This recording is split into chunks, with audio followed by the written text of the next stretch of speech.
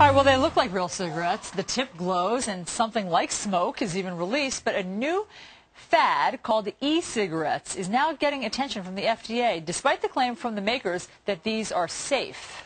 Yeah, Dr. Mark Siegel, Fox News medical contributor, joins us now to tell us. Siegel, thanks for being here. Good morning to you, doctor. So are these things safe? What can we expect? And does it really help us try to quit smoking? Well, you know, it has some possibilities because actually a lot of smoking is related to an oral fixation. And we do have nicotine inhalers on the market already, but you know what? They're prescription only. And my concern about this thing is it's not restricted right now. And the reason the FDA has to take a close look at this is because I think it's a drug. It's got a lot of nicotine in it. You know, kids can get at it right now. I'm very concerned about the safety of kids.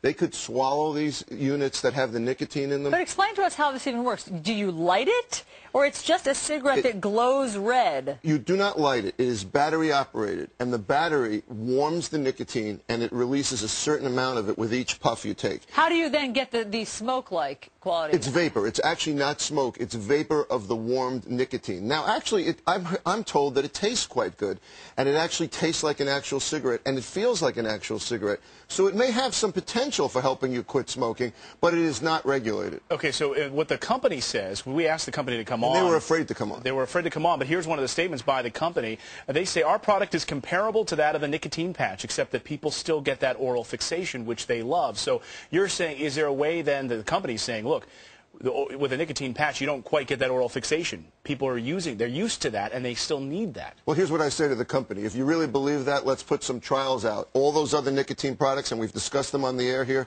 they've been well studied. Some are prescription only. The patch is not now prescription only, but this thing has not been studied for safety. And you know what? It may work too well. You may not be able to get off it. And nicotine can have long-term impact on lung cancer. There's studies that have shown that it actually helps accelerating lung cancer. The company says, oh, no, nicotine has nothing to do with lung cancer. That's not really been disproven. I mean, we wish the company would come on to obviously debate this. What they say is that you're not inhaling with this e-cigarette the harmful chemicals or the tar in cigarettes. You know, they're right about that. And that's why, again, I'll play both sides of this argument. I think that there's potential here, but it's got to be something the FDA looks into and studies. The tar is 90% of the problem, and the other carcinogens in cigarette smoke. They're right. If we could really use this product to transition off of cigarettes, it would be great, but not sold by some street vendor where kids can get access to it. That's what I'm worried about. All right, so here's some of the traditional versus the electronic as we put up on the screen here.